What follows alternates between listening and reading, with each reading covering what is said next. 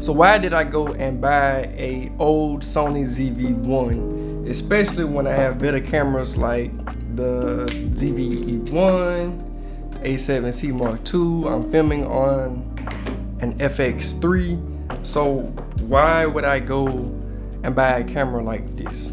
For one thing, I think a lot of people have a misconception of climbing this camera hierarchy. So you start with one camera and it's like, okay, my goal is to get to the next camera up. So if I buy a ZV1, then I have to get to a A6700. Then once I get to A6700, I gotta get to A7 IV. And then once I get to A7 IV, I gotta get to A7R5. And then once I get to A7R5, I gotta get to A1 Mark II. It's like they wanna keep climbing this hierarchy of cameras. And that may be the case in certain situations, but that's not how you should look at it. You should always look at it as, you know, what goal am I trying to accomplish with the camera, and then figure out what allows you to accomplish that goal. So let's say your end goal is to be at a camera like a Sony A1 because of maybe some type of work that you want to do, or the type of work that you actually do requires you to have a camera on that level. Then maybe you're not at the point where you can afford to get a camera like that, or maybe it doesn't make sense for you at the moment, and you work your way up to just getting the best camera that you can get as close in that direction as possible. I can understand that. But then there are some people who are trying to upgrade and buy cameras and switch cameras that have no earthly idea why they're doing what they're doing. They just assume that, okay, they saved enough money to get a Sony A7C II. Now, after a little while goes by, I think that, you know, I need to go and get something better. And that's not necessarily the case. Like, you can use that same camera for the next 10, 15, 20 years if you wanted to, if it's getting the job done that you needed to do. And a lot of people aren't looking at cameras in that way. So that brings me to why I bought the ZV1, and this is the original ZV1, not the Mark II. For me, my typical go-to camera is the A7C II. I like how small it is, I like the quality that it gives me, like pretty much everything about it. However, I wanted to put myself in a situation where I can do like brainless photography. I don't want to think about anything, and I can do that with the A7C II. However, having the ability and the option to do more always weighs down on me. But because this camera is very capable, it allows me to think about things that I don't necessarily want to think about when I want to just go out and shoot. So to explain what I mean, I can change lenses on this camera, and I can put any lens that I want. And like, for example, right now this is the 24-50 f2.8. So I might say, what if I want to put a 35-1.4 on it, or do I want to rock the 50mm f1.8, or, you know, like, I think about these things when I'm going to go shoot instead of just grabbing the camera and going to shoot, because I have the option to choose whatever lens I want.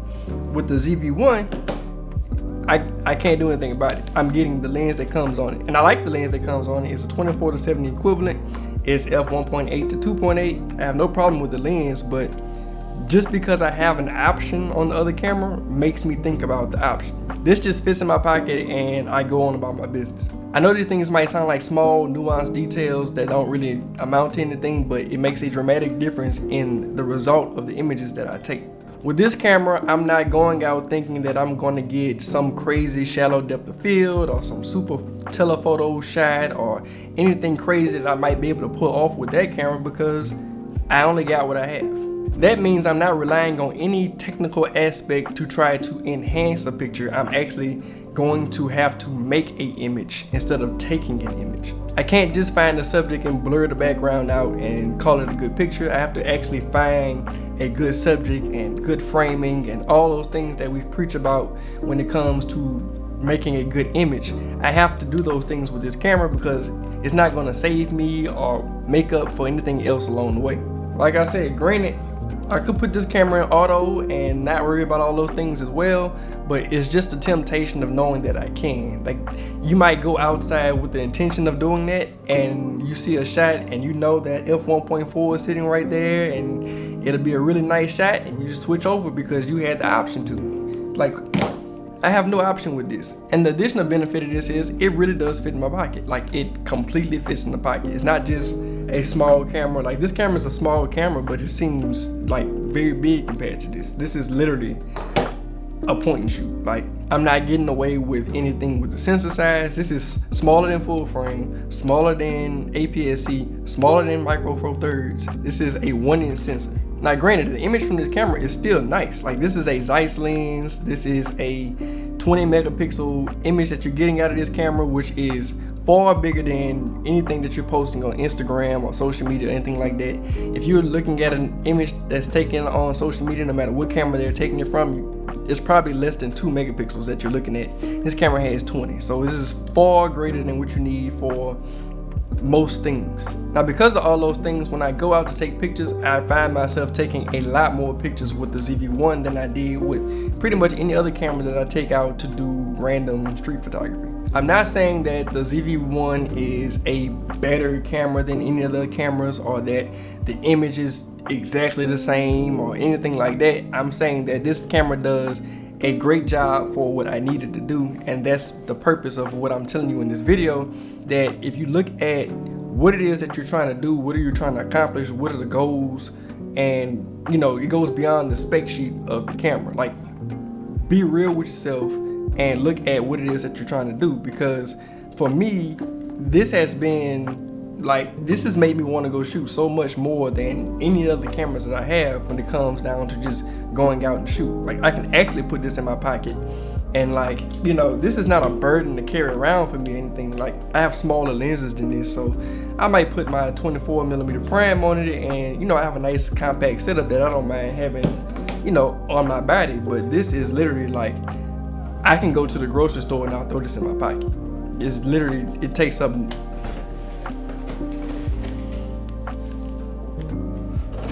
no space. And at the end of the day, the whole point of all this is to get you out to go shoot more. The more I shoot with this camera, the better I am when I pull out these cameras and any other cameras, because I've not only trained myself to not get hung up on the specs of a camera, not get hung up on, you know, the specs of the lens, what lens I'm using, and making excuses for why I can't do this, that, and the other. Because if I shoot on this all the time, then I am building my creativity, I am building my eye, I am building like the skill sets that are really important to our craft, and then everything else that we have on top of that is just icing on the cake. So word of advice to all you people out there who are constantly trying to figure out what camera they need, what gear they need, or what gear they should have. I get that question a lot. And at the end of the day, is whatever gear works for what you're trying to do. Like, don't think that you just have to upgrade. The companies are going to come out with new cameras, they're going to come out with new lenses, and that's fine. That's what they're supposed to do.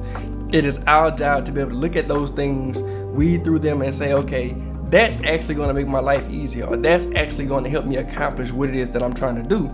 And that's not always a model that's coming out in the future. Sometimes it's a model that already came out in the past, because I also looked at the ZV1 Mark II, and I like the lens on this one better. I think the Mark II lens is probably better for vlogging, for people who want to vlog with this camera, but because I only use this camera for photography, I like the lens on this one better. So the original ZV1 was a perfect fit for me, and this camera came out years ago.